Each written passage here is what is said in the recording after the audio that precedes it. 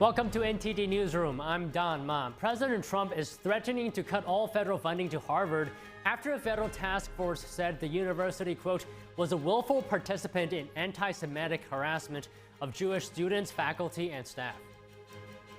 A long night of debate on the Senate floor. Democrats railing against the GOP's budget bill. Some Republican holdouts remain. One of them says he won't seek re-election after pushback from President Trump. The State Department revokes visas for a British band. The duo faces accusations of anti-Semitism after making statements at a recent show.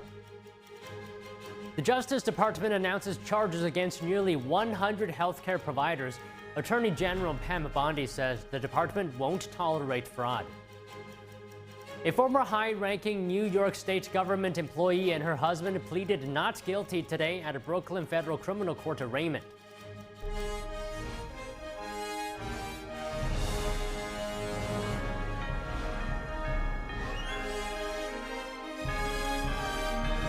This is NTD Newsroom, live from our global headquarters in New York City. Good afternoon, and thanks for joining us.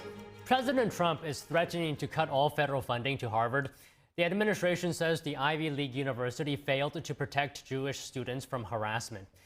Today, a federal task force informed Harvard that its investigation found that the university violated civil rights laws.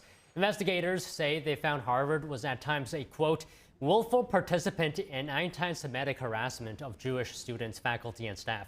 Much of the investigation's evidence focused on campus protests over the Israel-Hamas war. The move is the latest in the White House's disputes with Harvard. The university has already lost more than $2.6 billion in federal research grants related to the university's campus governance, hiring, and admissions. And a look now at a deportation case. An appeals court will hear arguments today over the proper procedures the Trump administration must follow to deport alleged members of the Venezuelan street gang Tren de Aragua. The deportations are authorized under the 1798 Alien Enemies Act. In May, the Supreme Court blocked the administration from deporting illegal immigrants under this law within 24 hours of notification. But the High Court referred the case to the New Orleans-based Fifth Circuit Court of Appeals to clarify the procedures. Meanwhile, the White House says its border enforcement policies have improved national security. In May, Border Patrol reported not releasing any illegal immigrants into the U.S. That's compared with 62,000 migrants released into the country under the Biden administration during May 2024. And now a look at the recent controversy over birthright citizenship. Two federal judges in Maryland and New Hampshire will soon hold virtual hearings. Immigration advocates are pushing class action lawsuits to block President Trump's executive order. The policy will limit automatic citizenship for children born to illegal immigrants and temporary visitors. The move follows a Supreme Court ruling that restricted nationwide injunctions. The 6-3 ruling doesn't decide the fate of Trump's executive order on birthright citizenship, but it does tell lower courts to narrow broad rulings that blocked it. The court said such injunctions can still be allowed in class action lawsuits. Trump called the ruling a major victory.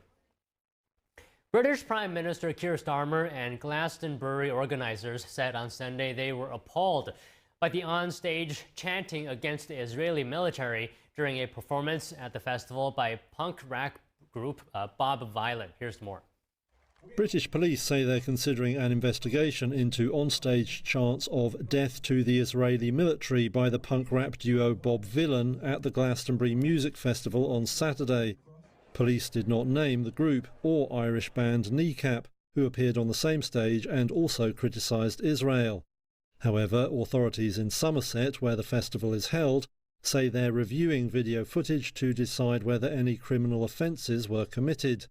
British Prime Minister Keir Starmer and Glastonbury organisers said they were appalled by the chants. Starmer also slammed the BBC.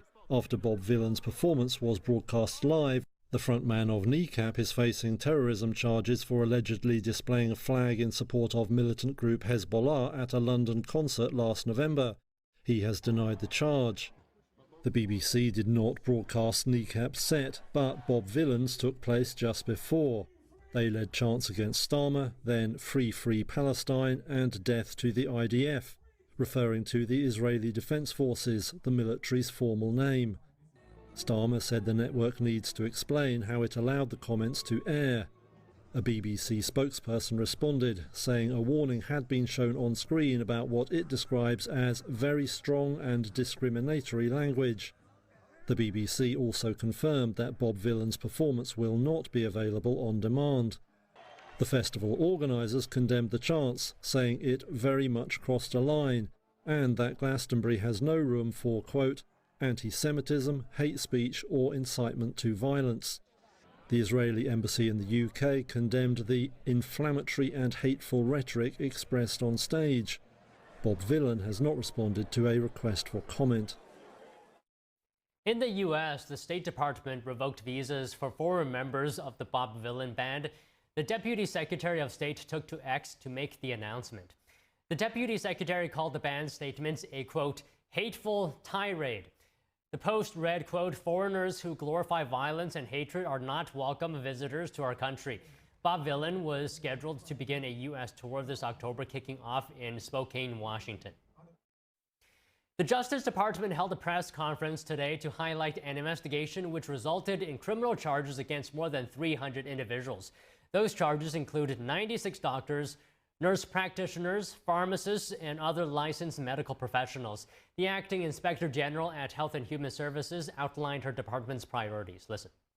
And under our watch, criminals will not be allowed to enrich themselves with dollars meant to improve the health of Americans. One massive fraud scheme that was charged as a part of today's takedown involved multiple durable medical equipment companies that billed Medicare over $10 billion for equipment that patients did not need or that they never received. The good news for the American people is that the alleged criminals in this scheme never got their hands on most of that Medicare and Medicaid money that they tried to steal. Instead, the government coordinated to use our collective tools and authorities to protect taxpayer dollars. Dubbed the 2025 National Healthcare Fraud Takedown, the government seized over $245 million in cash, luxury vehicles, cryptocurrency, and other assets. In addition, the Centers for Medicare and Medicaid Services announced that it saved over $4 billion in false and fraudulent claims.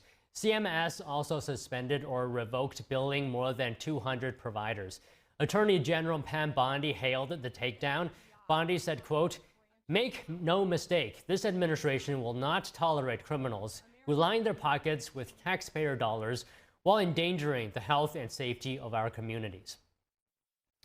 After a long night and a weekend of debate, this morning senators began to vote on amendments to the big budget bill. Some Republican holdouts remain. One of them says he won't seek re-election after pushback from President Trump. NTD's Melina Weisskopf has the latest.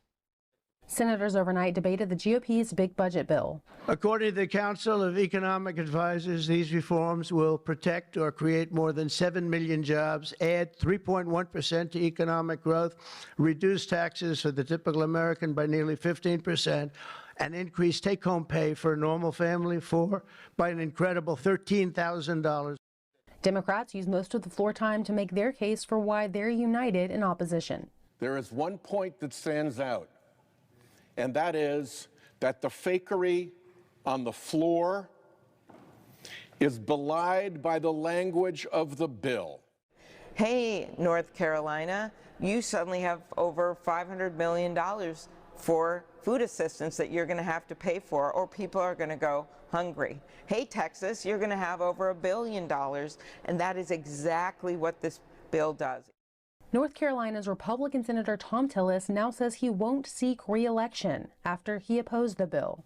Now, Republicans are about to make a mistake on health care and betraying a promise.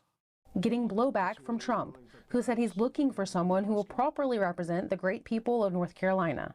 Tillis is one of a few holdouts, though most Republicans support the bill.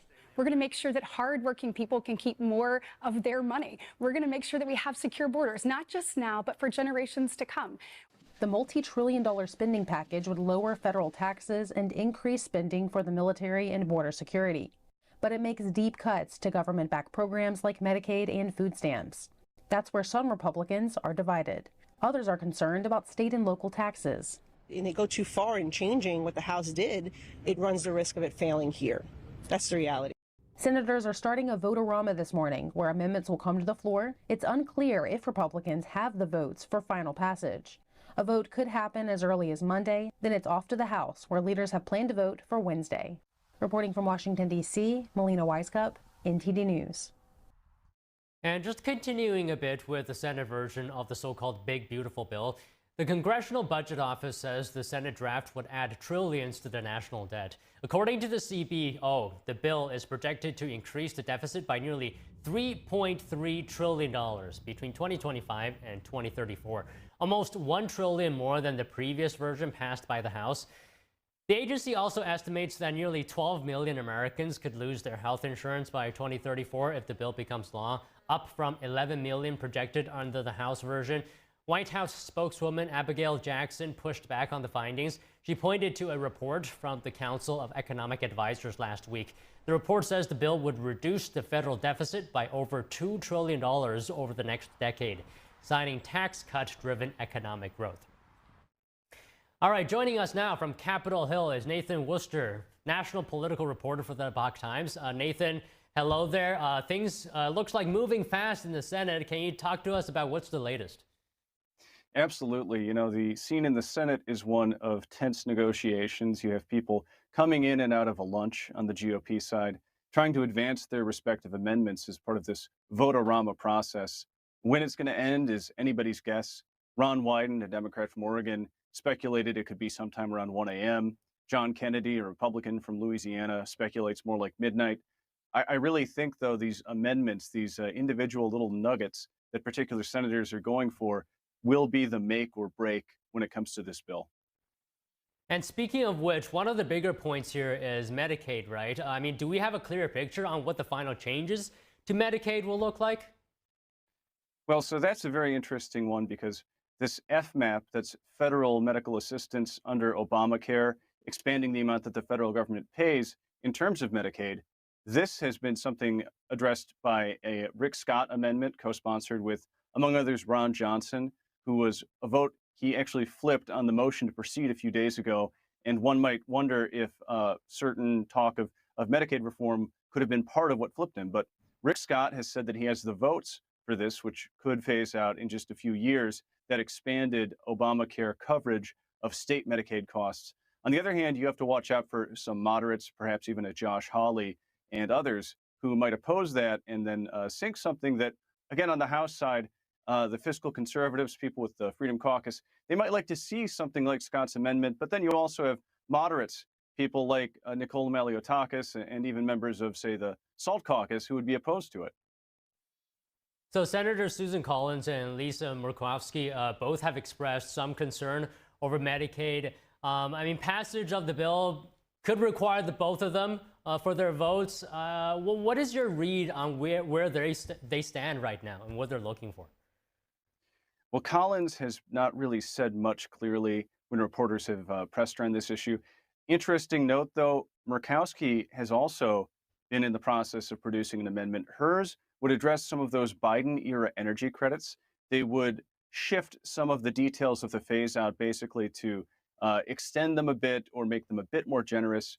So, again, one wonders in the back rooms, quite literally, of the Senate, if there might be some horse trading happening here around, on the one hand, FMAP, and on the other hand, just how long those Biden-era energy credits from the Inflation Reduction Act are going to stick around. That, of course, would also have implications in the House. Notably, it was a big sticking point for Chip Roy and for others who were initially opposed to the House version and ended up changing their votes when they got what they considered to be a fairer and faster phase-out of some of those credits. Okay, so Trump has said that he wants the bill on his desk by July 4th. Can that deadline be met, do you think? You know, a few days ago, John Kennedy, again, the senator from Louisiana, he was speaking to reporters. He said that in the Senate, we like to set these deadlines, and then we also get that whooshing sound as they pass by. But of course, now we're past all of the initial stages prior to vote-a-rama. We're past the debate time. We're past even the Republicans facing the prospect of having to read the bill aloud. They already did that. And so I really do think we're at the point where there is a great deal of sound and fury. there are these last-minute negotiations over specific amendments focused on things like those energy credits, Medicaid, even AI. There's a very interesting compromise on the AI moratorium, an issue that has been championed by Steve Bannon, who's concerned about too much big tech influence on that and many other issues. All of that is playing out, but we are on pace, I think, to get it through the Senate, likely late tonight, very early tomorrow. That would give time in the House for them to conference it out. And I think when you look to the House, the political pressure that members there feel because they're up for re-election every 2 years, because Trump is a make or break factor in the Republican Party, that is going to have an impact. I could imagine then we will likely see some fast movement, faster than some people with their continued doubts about the bill might like to see, because at the end of the day, this is a political body responsive to the American people. Okay, so what is your read on whether the Republicans can muster the votes to pass this bill? Because there was a procedural vote, right, on Saturday. 2 Republicans joined all Democrats opposing the bill. Where do things stand right now? Well, so the 2 Republicans, again, you had Tillis, who has now said that he's retiring, opening up a potentially rather competitive primary and a seat that could be vulnerable to Democrats. Rand Paul, the other no vote, was no great shock, although interestingly enough, he did end up golfing with Lindsey Graham, President Trump, John Ratcliffe of the CIA, and Senator Eric Schmidt earlier in the day. But then that Ron Johnson of Wisconsin vote that flipped from an expected no to a yes. Again, now he is the co-sponsor of this FMAP Medicaid amendment. That was one that could have gone the other way. There was definitely speculation just a few days ago that on that initial motion to proceed, Vance might have to come in as the tiebreaker. And indeed, it's possible on some of these amendments, he could come in as a tiebreaker. I expect that based on that vote, based on the chatter, even from John Fetterman, a Democrat from Pennsylvania, who's more or less said this is pretty much a done deal, I would expect that the Senate is going to pass it. But it might require a tiebreaker, might require some significant compromises on the amendments. And then, of course, we do have the House stage to go through. Okay, let me just get one more comment from you. The Senate version of the bill is pretty massive, over 940 pages, and touches on many aspects of domestic policy. I want our viewers to take away from this conversation something that they can use. So talk to us about what should people know and understand about this bill? Well, I'd say there's a great deal to reflect on. As I mentioned, there could be the impacts on Medicaid, depending upon the time scale at which that happens, depending upon various other details that are still being hammered out, especially, as I mentioned, with respect to FMAP and how much the federal government has to pay for Medicaid. Republicans will say that states will have a bit of a runway, several years, and also there is the $25 billion bridge fund for rural hospitals. That's been a big issue for Josh Hawley when it comes to some of the Medicaid impacts and Medicare impacts. On the other hand, you do have Democrats saying that this could have a significant impact at the end of the day, based on their analyses, for example, from one of their committees just today on the number of Americans who would be insured. Other impacts, of course, would be the extension of the 2017 tax cuts, potential additional cuts to taxes on tips, effectively a cut to tax on Social Security, also taxes on overtime. That stands out, I think, as among the really strong, important things that people should be aware of. Of course, it also includes border funding. It also includes, as I mentioned, a phase out of those energy credits. And as the amendment process continues, there could be a compromise on AI and on perhaps other issues. Okay, Nathan, thank you so much today. Absolutely, thank you. Coming up, a former high-ranking New York State government employee and her husband pleaded not guilty today at a Brooklyn federal criminal court in Raymond. We have that story and more when we come back.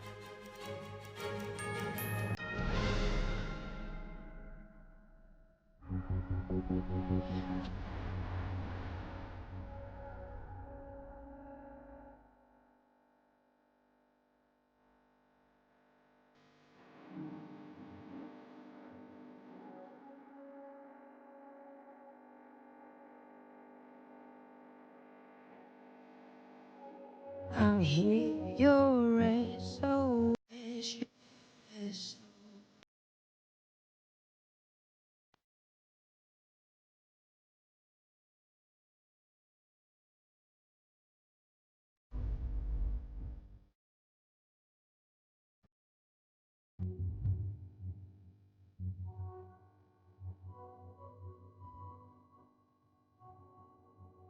On streets across America, young people are homeless, abused, in danger. Covenant House is helping young people with nowhere else to turn, but the need is overwhelming. Please call or go online now with your gift of $19 a month. You'll help provide hot meals, safe shelter, medical care, and love to more than 2,000 young people who sleep at a Covenant House every night. Homeless young people are afraid and alone. Your monthly donation right now will show them they are loved and safe. I have no words to express how Covenant House changed my life. Call or go online now and give just $19 a month. We'll send you this comforting blanket as a reminder of the difference you're making in a young person's life.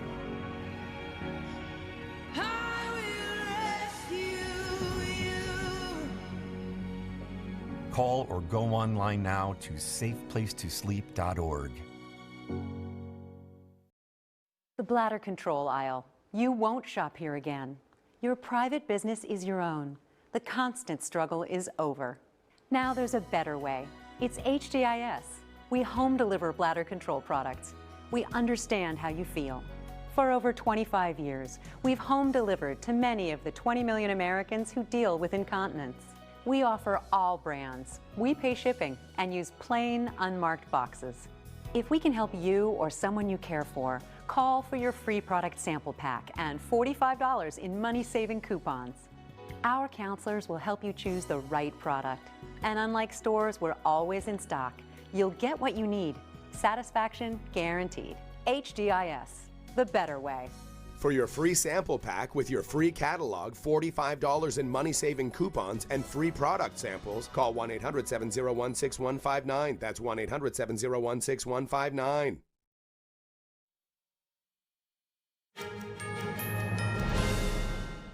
A former high-ranking New York State government employee, Linda Sun, and her husband pleaded not guilty today at a Brooklyn federal criminal court arraignment. The two are charged with being involved in a fraudulent scheme to steer government contracts to family businesses. She and her husband allegedly received millions of dollars, including some kickbacks. For more on this story, we're joined by NTD's Arlene Richards, who is in the courtroom today. Arlene, this isn't the first time Sun and her husband have faced charges now, is it? That's right, Don. This proceeding today involved a second superseding indictment, but the original indictment came last September when they were charged with money laundering and also acting as agents for the Chinese Communist Party, as well as alien smuggling. Now, they already pleaded not guilty to those charges, and they've also pleaded not guilty today. And Arlene, tell us more about what they've been charged with today. So the superseding indictment today involves a time when Ms. Sun was working for former Governor Andrew Cuomo. And at that time, she was one of his aides, and she was required to join a team. And that team was responsible for getting vendors for the face masks, because as you know, at that time, it was during the COVID pandemic. And so they were ordering lots and lots of face masks. And the allegation is that she falsified documents so that she could replace one of the approved vendors with vendors who are running businesses in her family-owned businesses. And also her husband is accused of owning one of those vendor businesses and also receiving funding through his business or being involved in a contract. So let me just look at my notes to see if there's anything else regarding that, because I think the judge mentioned a few other things. They're saying that she took this opportunity to enrich herself as well as her husband, and that she also was involved in other types of fraud, document fraud and visa fraud. And as well, Arlene, you actually got an up-close view of Ms. Hu and her husband today. How do they appear to be handling these extra charges? Well, I have to say that Ms. Sun appeared to be tired and maybe a little weary. It looked like she hadn't slept well. She was quite reserved, not really talking much with her attorneys. And when she did talk, it was more of a head nod. Her husband, on the other hand, seemed to be more engaged with his attorneys. He was more chatty.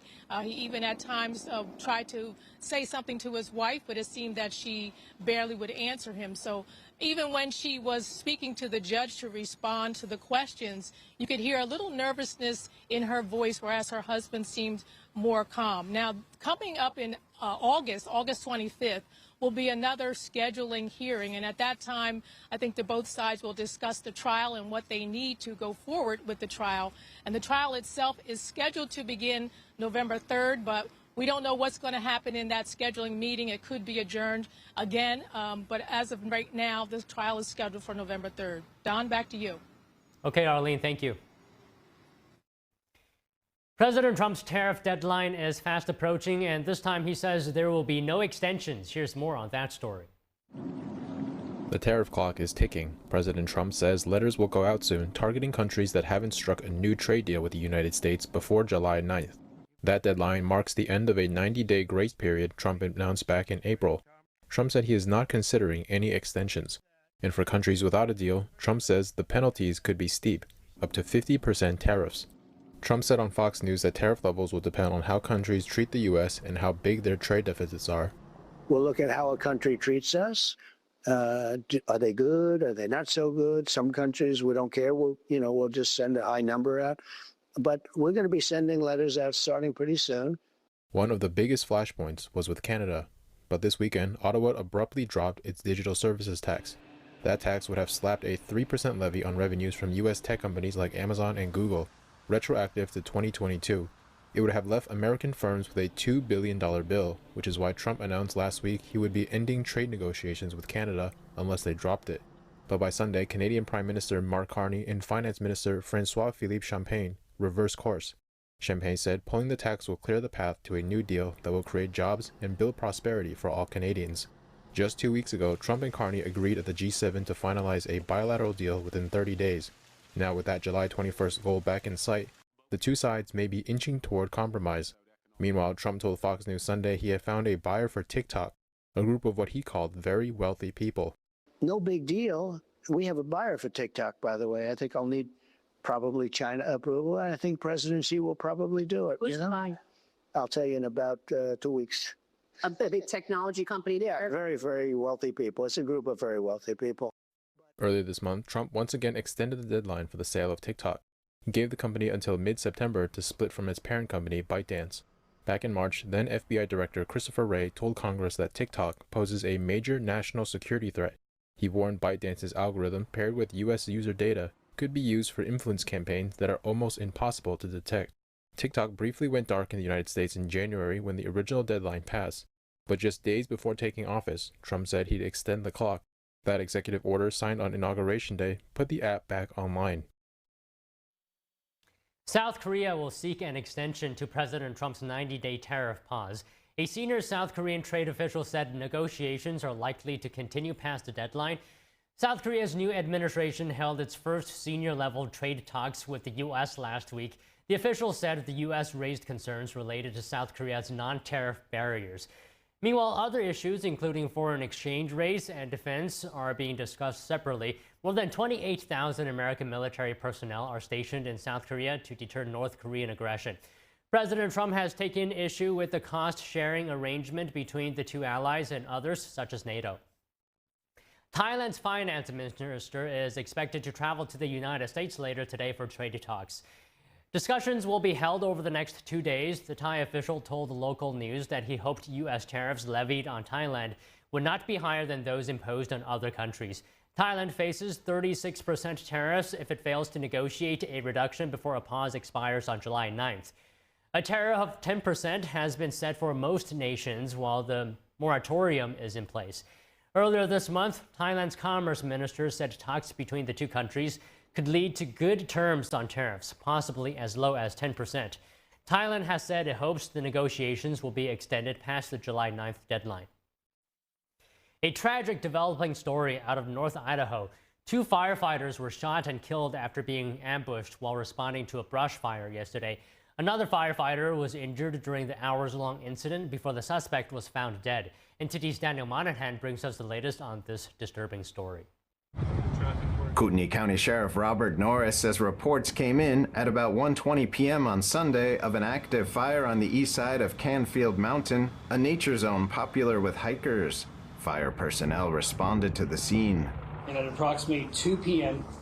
this afternoon, it was reported that firefighters were receiving shots fired at them. Authorities were on edge as the sniper fire rained down on their team members. We are actively taking sniper fire as we speak. This is an active situation. Sheriff Norris said they believe the suspect started the fire, calling the incident a total ambush, adding that the firefighters did not have a chance. We did lose a Coeur d'Alene firefighter, and we did lose a firefighter from the Kootenai County Fire and Rescue. A third wounded firefighter was fighting for his life after surgery and was in stable condition. Officers exchanged gunfire with the suspect, but it was not clear if the gunman was hit and killed or if he killed himself. In their search for the suspect, police say they tracked a cell phone signal that had remained near the location at the same spot for hours. We honed in on that cell phone, and we saw that there was a male, appeared to be deceased, with a weapon nearby. The fire was rapidly approaching the dead suspect. We had to scoop up that body, and we had to transport that body to a different location. Police say they believe the deceased suspect was the only shooter. The motive for the shooting was not known, and police were still working to identify the man. More than 300 law enforcement officers from the city, county, state, and federal levels responded to the scene of the shooting, including 2 helicopters with snipers aboard. Police say the shooter used a high-powered sporting rifle to fire rapidly at first responders, with law enforcement initially unsure of the number of perpetrators involved. FBI Deputy Director Dan Bongino wrote on X on Sunday that FBI technical teams and tactical assets were on the scene providing support. Idaho Governor Brad Little called the incident a heinous direct assault on Idaho's brave firefighters. Homeland Security Secretary Kristi Noem asked people to pray for Idaho's first responders and vowed that justice would be served. Eyewitness video showed firefighters gathering on Sunday for a memorial procession to show their respect to the 2 fallen firefighters killed in the line of duty. Daniel Monahan, NTD News. Coming up, Hong Kong's last major opposition party disbands, leaving the Beijing-ruled city with no formal pro-democracy political presence. We have that and more when we come back.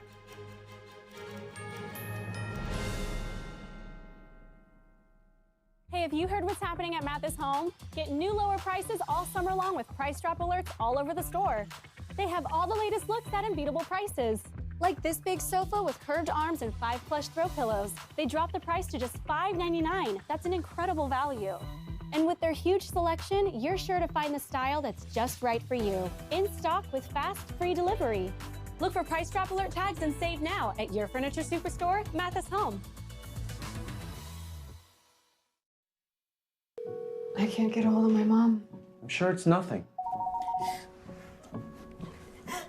I've called her 5 times. I'm sure she's fine. Is Grandma okay? Help! I've fallen and I can't get up. Don't worry, ma'am. We're sending help right now. Hello? Hello, this is Life Alert. Your mother had an emergency, and we dispatched paramedics to her home. Oh my gosh, what happened? She had a fall, but don't worry. She is safe, and the paramedics are helping her right now. Thank you. Life Alert saves a life every 11 minutes. With one simple touch of a button, Life Alert sends help immediately. Whether it's to report a fall, a medical emergency, or an intruder, Life Alert sends first responders fast. For a free brochure, call 800-382-9846. 800-382-9846. That's 800-382-9846. There's a whirlwind of emotion and activity going on in this painting. And there's chaos all around and threat from below. The wolves surrounding her, and they're anything but unmoved. They're moving all the time. and we sense that. But this little girl,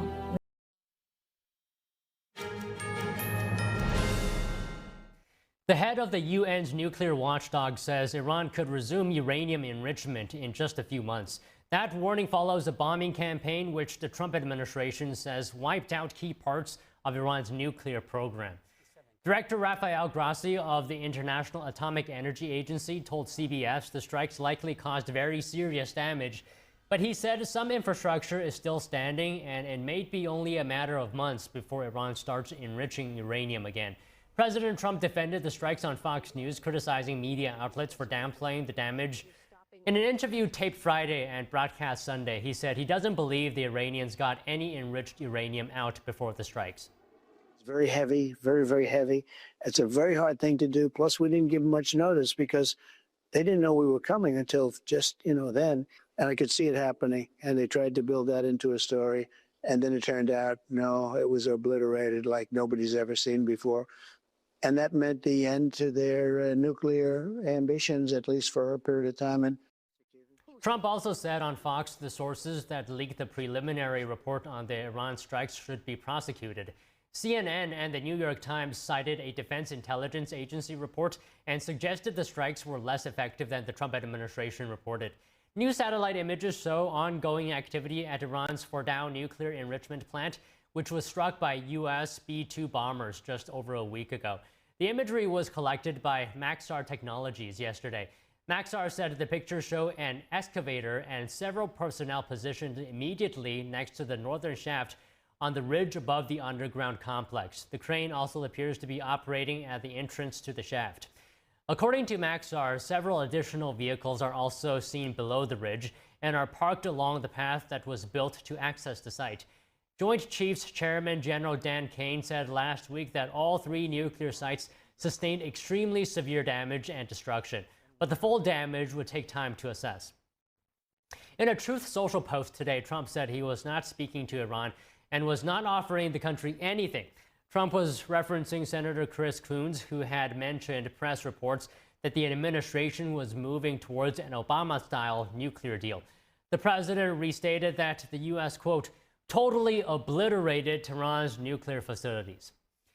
Meanwhile, Israeli Prime Minister Benjamin Netanyahu says there are now broad regional possibilities in the Middle East. That's following the recent ceasefire between Israel and Iran.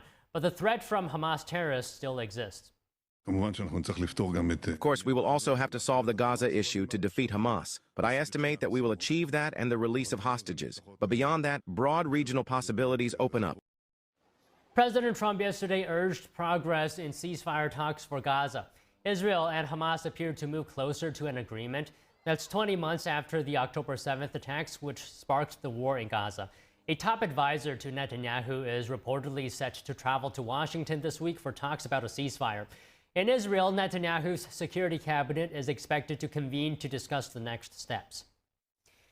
Ukraine is on track to allow the use of anti-personnel mines. Such mines are controversial because they often endanger civilians after a war ends. NTD's international correspondent Arian Pazdar has more on the mines and the dangers they pose. Ukraine is on track to withdraw from the Ottawa Convention. The agreement bans the production and use of anti-personnel mines. President Volodymyr Zelensky signed a decree for withdrawal on Sunday. He explained the decision afterwards. Russia was never part of this convention, and it is using anti-personnel mines with utmost cynicism. Russia has used anti-personnel mines extensively in parts of Ukraine where its forces have been operating. Ukraine's parliament still has to approve the move to withdraw from the Ottawa Convention. As opposed to anti-tank mines, anti-personnel mines can be triggered very easily, but they're still very destructive. A major problem is that after a conflict ends, those mines are usually not being picked back up. According to the Red Cross, civilians suffer the most because of anti-personnel mines. Stepping on a mine will often injure or kill one or more people, frequently children, with lifelong consequences for the victims and their families. Mine contamination makes it impossible to use vast areas of land, compromising food production and destroying livelihoods. Russian forces in eastern Ukraine are currently struggling to demine an area which is only 35 yards wide and 10 miles long. A soldier says some mines are homemade and thus unstable. Others have a magnetic field to detect people. They can't be approached because they have a magnetic field. Because of this, it is difficult for our fighters to approach them and do their work. Among other things, troops are using drones and robots to scan areas for mines. Arian Pastar, NTD News. And joining us now to discuss the impacts of the Big Beautiful Bill is Daniel Lacalle, Chief Economist at Tresses Hedge Fund and author of the book Freedom or Equality. So, good afternoon, Daniel. Let's start off with one of Trump's bigger promises that's in the bill. It introduces new deductions for tips, overtime, car loans, some Social Security income. What are the likely effects of these on the middle class? Well, these are exceedingly important because we have to remember that there was a project to increase taxes on all those segments. And these are actually those parts of society that have the largest levels of vulnerability. Therefore, reducing those taxes is absolutely critical to improve the conditions for the middle class and for the people in the services sector that are actually in an environment that logically, because of the way that the sector works, that is more cyclical. So it's a better way of having more security about their income and about their finances. So I think it's a very, very important factor, likely to drive higher consumption and improvement in the credit card debt, reducing those levels of credit card debt that so many citizens have had to maximize in the past months. So if you're saying that it's going to be a boost for those sectors that you mentioned, do you also expect this bill then, naturally with its mix of tax cuts and spending increases, to boost GDP? Oh, absolutely. If we, as Austrian economists or libertarians, don't understand that the combination of deregulation and tax cuts are likely to drive a much stronger but also more sustainable GDP, is definitely something that we should be repeating over and over again. It is very important for everyone to understand that we have seen in Argentina, in Ireland, in Luxembourg, in Holland, in so many countries, that the combination of deregulation and tax cuts generate better revenues, more sustainable GDP growth, and more productive growth. And that is very important in order to accelerate job creation, improve investment, and drive tax revenues to a higher level. Let's remember that the tax cuts of 2016 actually increased revenues to record levels. So those are elements that are very important. But it's also very important to think of the negative impact if the Big Beautiful Bill is not passed, which would entail the largest tax hike on the middle class in history. Okay, speaking of the 2017 Trump tax cuts, the bill would actually make it permanent, meaning it could maybe leave more capital in the hands of American small businesses, and that's really important, right? So talk to us about the impacts of the 2017 Trump tax cuts. Okay, the impact was very evident. Number one, we saw record revenues, record tax receipts, and that is something that is very important considering some of the criticisms that we have read in the past 2 weeks. But second, and you've just outlined that, is the improvement for small and medium enterprises. We have seen how small and medium enterprises have been obliterated by higher inflation, higher taxes, and a weakening of the productive economy. Small and medium enterprises will find a boost both in terms of cash generation and their ability to restore their finances and improve their decisions of investment. So I think it's important, no, it is critical for the SMEs, which are the fabric of the productive economy in the United States, to pass this bill, as well as for consumption. So if we look at GDP, what we're likely to see is an improvement in investment, a reduction in imports, an improvement in exports, and a significant boost in terms of consumption. Okay, so talking about businesses, exports, imports, the bill also offers tax incentives for U.S. manufacturing, and that includes full expensing for capital investment. How effective, in your opinion, are these tools going to be in sort of revitalizing domestic production, if you will?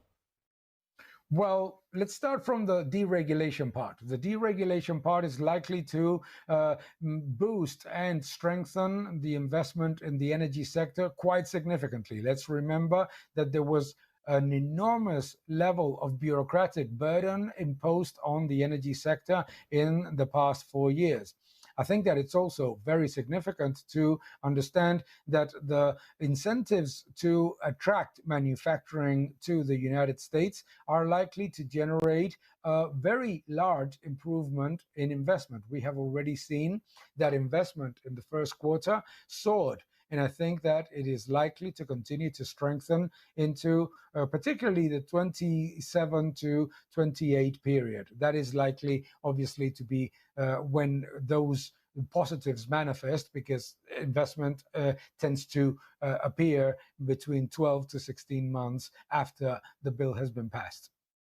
Okay, so all these things we've talked about looks to be a positive for the economy, but I'm sure you've also heard of the CBO projections. If I could get your comments on that, where it says the bill could increase the deficit by over $3 trillion. Any comments you have on that? Well, the first thing that we need to understand is that the CBO projections are exceedingly conservative. The CBO projections don't consider any improvement in the economy from the deregulation, any improvement in investment, any improvement in growth or jobs from lower tax cuts, and certainly any improvement in revenues, especially, which I find surprising, considering that the 2017 tax cuts actually generated record receipts. No?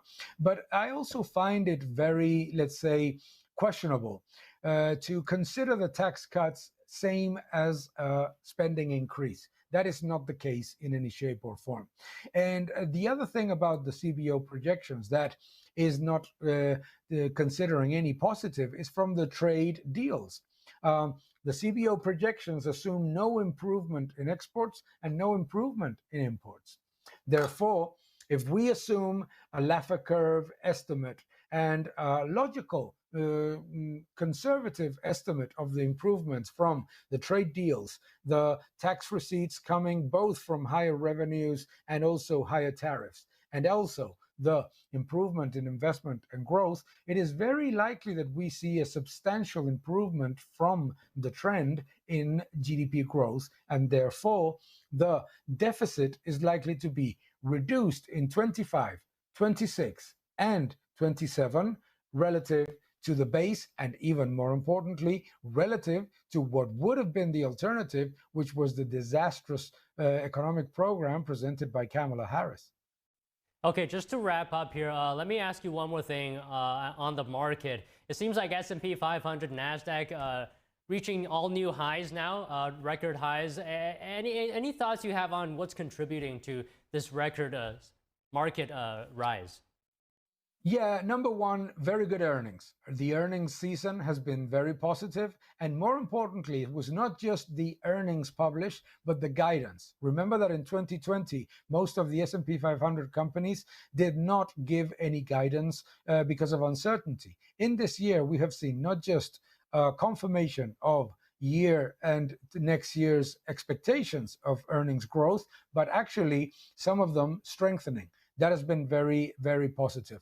Also, the market has gone from a tariff tantrum to understanding that tariffs are a tool to negotiate trade deals. And therefore, the market now reacts positively on the news that there's going to be some kind of negotiation, and also positive on the confirmation of those trade deals. So I think it's basically going from a very negative perception of the tariff announcement in Liberation Day to the realization that it's a negotiation tool added to a very robust earnings season with very good guidance.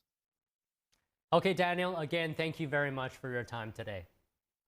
Always a pleasure. Thank you, Don.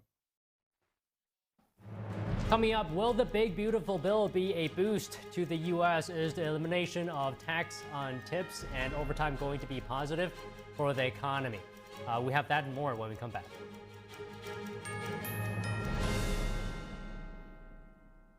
There is a road laid out for me. Boxes everywhere. And this is gonna be Addie's room. I am blind, You're really gonna like it. I hope so. Yeah. I know this road is there for me. There is a long way. First night here, but Amy seems cool. Waist down by the river. I am blind, but I need not see. I got this. I know this road is there for me. Okay. If I'm really free, take me down to the river and wash me.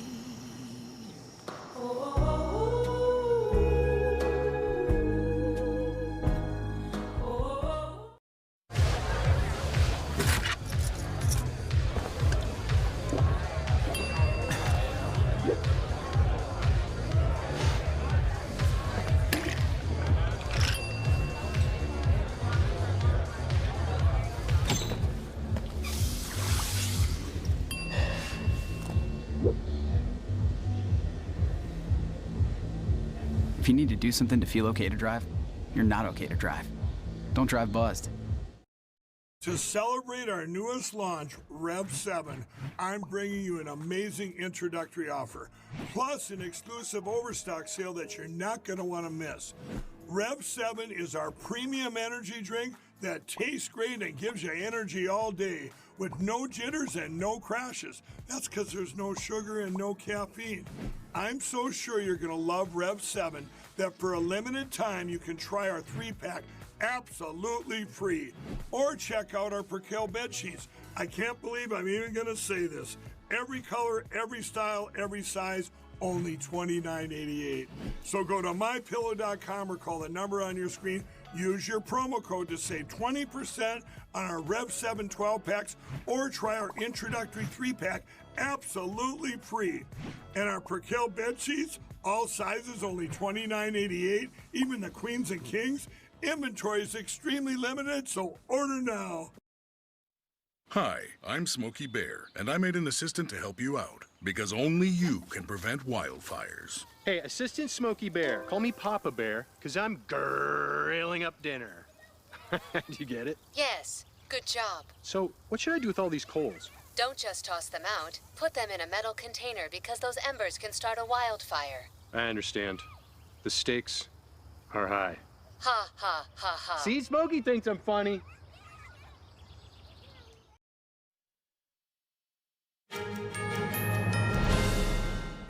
A panel of experts at the World Health Organization says it can't reach a conclusion about the origin of the COVID-19 pandemic. The Chinese Communist regime is still withholding information. The WHO Director General said all hypotheses must remain on the table. He also said the WHO continues to appeal to China and any other country that has information about the origins of COVID-19 to share information openly. The first known cases of COVID-19 came from Wuhan in central China, but patient 0 has never been identified. A report published Friday suggests an animal origin, but does not rule out other possibilities. The authors still seek more specific information from China.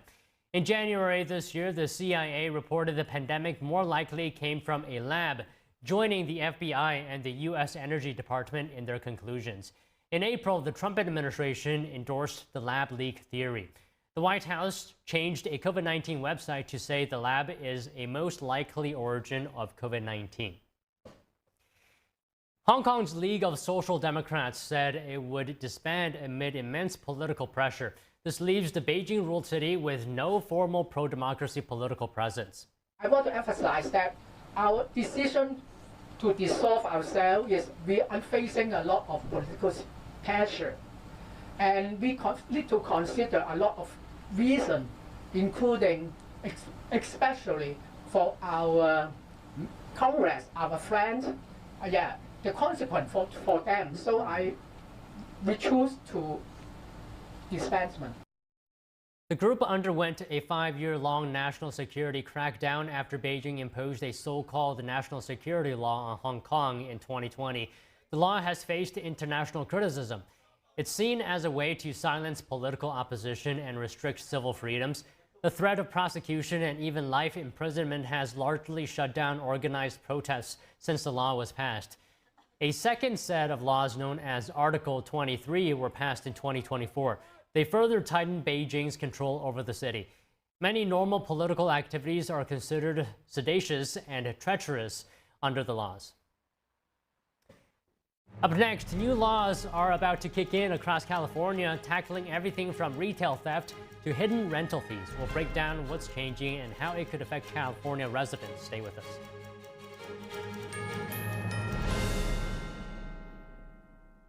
All throughout your home, appliances and systems just wait for the worst time to break down and leave you with expensive repairs. Unless you have a plan from Choice Home Warranty. All home appliances and systems have a breakdown clock, and when it expires, it will cost hundreds and potentially even thousands of dollars to fix or replace.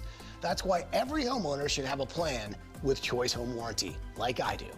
For a low monthly fee, a Choice Home Warranty plan will cover your heating, air conditioning, plumbing, appliances, and more. Don't let an unexpected repair wreck your budget. With Choice Home Warranty, that covered repair is fixed or replaced for you. Choice Home Warranty has been a great company to work with, and they've taken care of us. I would suggest anybody who lives in a home not to be in a home without them. Avoid the ticking clock of home appliances and systems breaking down with a plan from Choice Home Warranty. Call now to get your first month free. Call in the next 10 minutes and we'll give you $120 off your first year of coverage. That's $200 in total savings. With a nationwide network of over 25,000 technicians, I don't worry about how my next breakdown will be handled. With a click of a button, my claim is filed, and Choice Home Warranty starts the clock. They do the legwork, hiring the right technician and handling the cost of covered repairs and replacements. And check this out. For a limited time, you can get 1 month of coverage free. Did you hear me? Free. You can't beat that deal with a sledgehammer. But hurry, this offer is ticking away. Once the clock hits zero, poof, it's gone. Don't fear the breakdown clock. Get a plan from Choice Home Warranty and get round-the-clock money-saving protection you can count on. Call in the next 10 minutes and we'll give you $120 off your first year of coverage, plus get your first month free. This offer won't last long. Get your home protected. Call now. Don't wait for an appliance or system to break down. Call before that happens. Call 800-983-3523. 800-983-3523. Hi, I'm Ty Pennington, here for Choice Home Warranty. They protect my home from expensive repairs, and they can do the same for you. No matter if it's your refrigerator, plumbing, or more than 20 other home systems and appliances, Choice Home Warranty has saved millions of homeowners a whole lot of money. For a low monthly fee, you get their nationwide network of trusted local technicians with plans that cover repairs and replacements done quickly and the right way. No more headaches searching for technicians. No more budget-breaking chaos. Just a peace of mind of having Choice Home Warranty at your service. Call Choice Home Warranty now and save big with their special offer of your first month free